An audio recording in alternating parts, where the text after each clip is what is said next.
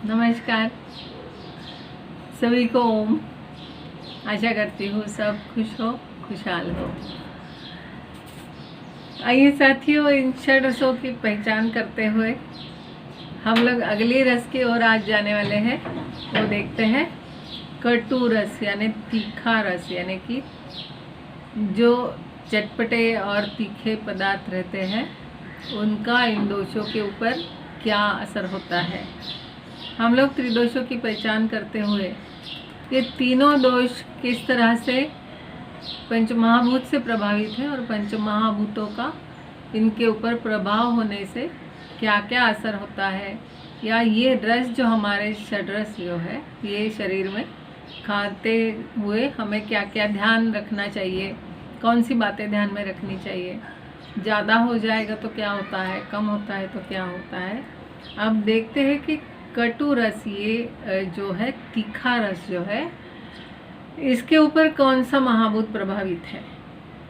अग्नि और वायु दोनों महाभूतों का प्रभाव इस रस के ऊपर बहुत ज़्यादा है। देखिए अग्नि कहाँ कहाँ सबसे ज़्यादा प्रभाव, इनमें तो अग्नि ही दिखाई दे रहा है हमें, नहीं इसमें वायु भी, हमने 5 तरह का वायु देखा, 5 तरह का पित्त देखा। इसी तरह से ये अग्नि जो शरीर में है हमारे, वो पित्त के स्वरूप में है, उस पर भी असर करता है ये। और जो वायु है यानी कि हमारे जो पंच प्राण है वो हमने देखे हैं पिछली कड़ी में, उसके ऊपर भी असर करते हैं। दोनों मिलके क्या असर करते हैं, चलो देखते हैं इस कड़ी में हम लोग कि ये जब हम लोग सब्जी तरकारी खाते हैं उसमें प्याज ज़्यादा खाते हैं, मूली खाते हैं, हरी मिर्च है, लाल मिर्च है सूखा हुआ, या हम लोग जैसे मसाले के सारे जितने भी पदार्थ है, सूखे मसाले जो रहते हैं इसमें ये सब आपको मिलता है। काली मिरी है, लौंग है, हर चीज़ में है इसमें। फिर लहसुन है, पिकली है, उसके बाद हम लोग हींग भी खाते हैं। ये सारा इसमें तीखापन है। ये जो कटु रस है ये इन पदार्थों में मिलता है। ये हमारी रोज़मर्रा की जीवन में हम लोग रोज़ के खाने में इनको ज़्यादा यूज़ करते हैं। बहुत जन तीखा खाना बहुत ज़्यादा पसंद करते हैं, इतना तीखा खाते हैं कि मुंह में लगते ही आँख में, कान में, पूरा सब तरफ से नाक से पानी बहना शुरू हो जाएगा, इतना बहुत खाते हैं। हर प्रदेश के ऊपर है ये, डिपेंड करता है कि किसी किसी प्रदेश में हर घर में आप कहीं भी जाओ तो इसी तरह का खाना मिलता है, या कहीं कहीं पूरा भोजन जो है एकदम मीठा मीठा मिलेगा। उस तरह से प्रादेशिक इसके ऊपर भी रहता है कि ये कैसे बनाते हैं खाना। तो ये तीखा रस जो है शरीर में, ये कफ का भी शमन करता है।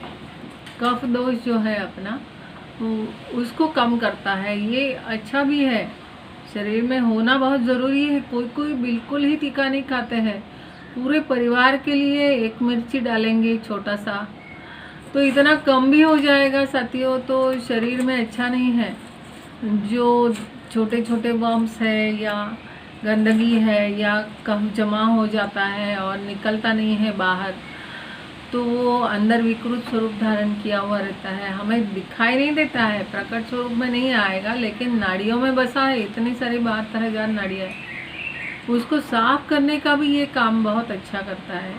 तो तीखा भी खाना चाहिए, बच्चों को भी आदत डालनी चाहिए, हमें भी होनी चाहिए कि हम लोग बिल्कुल नहीं खाते हैं। ऐसा कुछ नहीं है कि बहुत तीखा खाने से हमारे सारे त्रिगुणमयी प्रकृति जो है बिगड़ जाएगी, ऐसा कुछ नहीं है।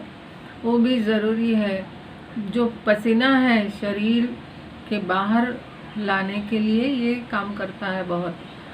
अगर पसीना नहीं आएगा तो ये सारे जितने रोमकूप है वो सब बंद ऐसे ही रह जाएंगे, उसमें से पसीना बहना ही चाहिए। अंदर से बाहर फेंकती रहती है त्वचा के मार्फत शरीर, जो गंदगी है वो मल है, वो निकलने में काम करता है।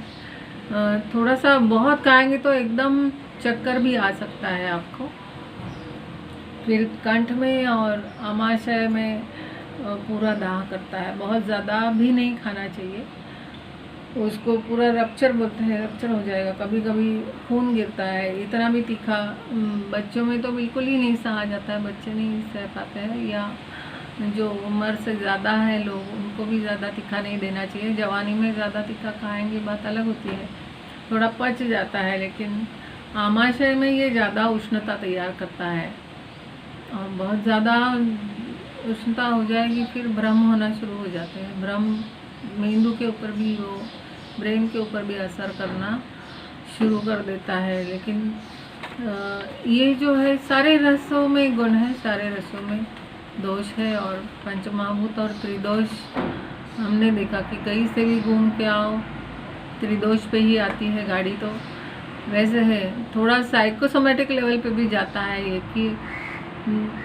साइकोलॉजिकली हम जिनको तीखा बहुत पसंद है वो हर चीज़ उसी चीज़ को, उन्हीं रेसिपीज़ को याद करते रहते हैं, और खाने में उनको जब तक वैसा खाना नहीं मिलता है उनका मन शांत नहीं होता है, मनोविकृति भी आ जाती है फिर कि नहीं मिला तो फिर चिड़चिड़ापन आता है उनको।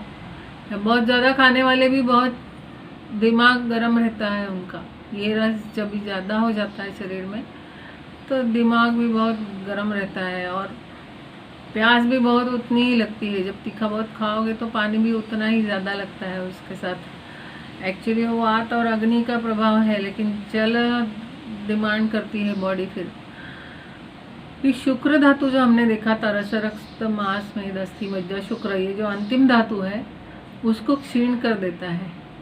साथियों, अगर जवान है और बच्चे चाहते हैं होना तो उनको तीखा एकदम कम कर देना चाहिए खाने में, क्योंकि शुक्र में क्षीणता लाता है। और शुक्र धातु में ऐसे भी जैसे हमने देखा था कि ओज, तेज, धैर्य, ये सब शौर्य, ये भी गुण है। तो हमारे अंदर, हर एक के अंदर शुक्र धातु में उसकी क्षीणता ना आए लगेगा तो इस रस को कंट्रोल में रखना चाहिए। पीठ के स्नायुओं को भी ये आकुंचित कर देता है। अगर आप इसे ज़्यादा मात्रा में खाओगे या शरीर में इसका रस बढ़ जाता है तो पीठ में दर्द होगा और स्नायु सारे आकुंचित होना शुरू हो जाते हैं फिर, और जैसे कंपन भी आने लगता है शरीर में, कभी कंपन महसूस होगा, कंपवात लगेगा, तो ये रस थोड़ा बड़ा है ऐसे समझो। फिर बहुत बदन दर्द भी होने लगता है, बहुत ज़्यादा बढ़ेगा तो बॉडी एक पेन रहेगा ज़्यादा, क्रैम्प्स भी आने लगते हैं। क्रैम्प्स रहने हमने देखा कि लवण रस की कमी की वजह से भी हो सकता है, लेकिन ये रस भी अगर बहुत ज़्यादा बढ़ गया शरीर में तो भी क्रैम्प्स आ सकते हैं। तो ऐसे में पानी वगैरह पी के या अपोजिट खाना, जैसे हमने कहा कि इसका विरुद्ध आहार तुरंत लेना चाहिए। कोई भी रस में आप एक ही दिमाग लगाना है कि ये रस बढ़ गया, इसके विरुद्ध आहार क्या है, इसके विरुद्ध रस कौन सा है, उसको थोड़ा आप तुरंत खाइए।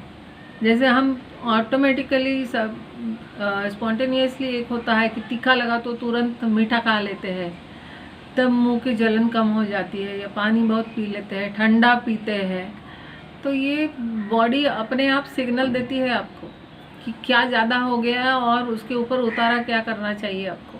वो भी बॉडी खुद ही आपको रिप्लाई देगी। किसी वैद्य के पास दौड़ के जाने की ज़रूरत नहीं है या किसी को पूछने की ज़रूरत नहीं है, अपने आप खुद को ही समझता है, लेकिन ध्यान देना चाहिए। अब ये कम भी हो गया है साथियों, तो क्या होता है, डर की वजह से पूरा कम कर देंगे, जैसे मीठा ही मीठा खाते रहते हैं, तीखा बिल्कुल नहीं। किसी किसी को थोड़ी सी मिर्ची लाएंगे पूरा महीना चलता है, या किसी किसी के घर किलो में मिर्ची लगती है। ऐसे नहीं, ये कम भी हो जाएगा तो अपाचन होता है, ये भी पाचन करने में बहुत मदद करता है। फिर गले में अगर ग्रास अटकता है तो समझिए कि ये रस बहुत ही कम हो गया है। बार बार आपको पानी पी के फिर खाना खाना पड़ रहा है, तो कुछ भी करेंगे तो खकारना पड़ता है, तो ये अटकता जो है जो भी चीज़ गले के अंदर, तो ये रस को थोड़ा सा बढ़ा देना चाहिए। फिर बदन में ऐसे थोड़ी सी जाड़ी फुंसियाँ जैसे आ जाती है लाल लाल, उसके बाद अन्न और मल आगे नहीं सरकता है, अन्न सरकेगा फिर सार और किट्ट भाग में जाएगा और मल बाहर जाएगा, लेकिन कम होगा तो पेट साफ नहीं होगा आपका, या मल भी साफ नहीं हो सकता है। और कभी त्वचा विकार हो भी गए तो उसमें पीप आना शुरू हो जाता है, पस फॉर्म होने लगता है। तो ये रस को थोड़ा सा बढ़ा देना चाहिए, बहुत कम हो जाएगा तो इस तरह की लक्षण दिखने लगते हैं, या तो कभी कभी कुष्ठ रोग तक हो जाता है त्वचा रोगों में। साथियों, आशा करती हूँ कि यहाँ तक हम लोग थोड़ा सा इसके ऊपर पहचान कर ली हमने आज। ये कटु यानी तीखा रस की, मीठा खाइए, अगर ज़्यादा तीखा लगा तो पानी ज़्यादा बढ़ाइए शरीर में। आगे रस हम और देखेंगे। यहाँ तक की कड़ी आपको अच्छी लगी ऐसे मैं आशा करती हूँ। ज़रूर इसे सब्सक्राइब कीजिए, शेयर कीजिए, लाइक कीजिए और सभी में इस ज्ञान को बांटिए। परिवार के साथ खुश रहिए, इसी कामना के साथ यहाँ विराम लेते हैं। फिर से मिलने का वादा करते हैं। तब तक के लिए ओम।